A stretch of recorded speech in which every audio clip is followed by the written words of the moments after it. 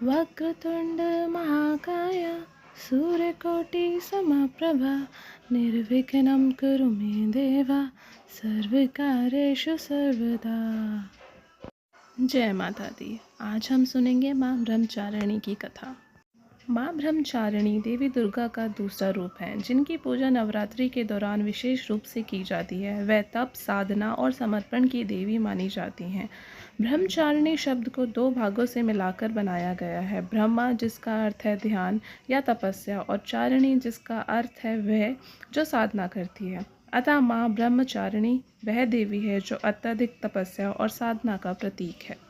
प्राचीन काल में एक राजा थे जिनका नाम हिमवान था और उनकी एक सुंदर कन्या थी जिसका नाम पार्वती था। पार्वती का मन भगवान शिव में सच्ची भक्ति और प्रेम से भरा हुआ था और वह भगवान शिव से विवाह करना चाहती थी। पार्वती ने भगवान शिव को आकर्षित करने के लिए, उनका आशीर्वाद प्राप्त करने के लिए कठोर तपस्या करने का संकल्प लिया।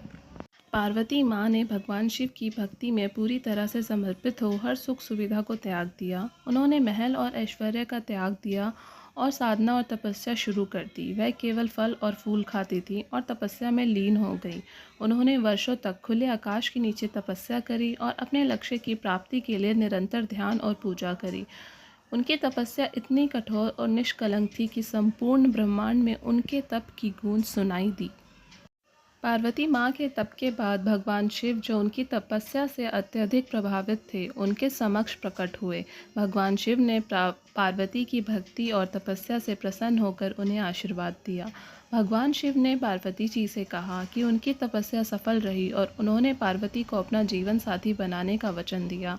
यही रूप माँ ब्रह्मचारिणी का रूप कहलाया, जो उनकी पवित्रता, साधना और भक्ति का प्रतीक है।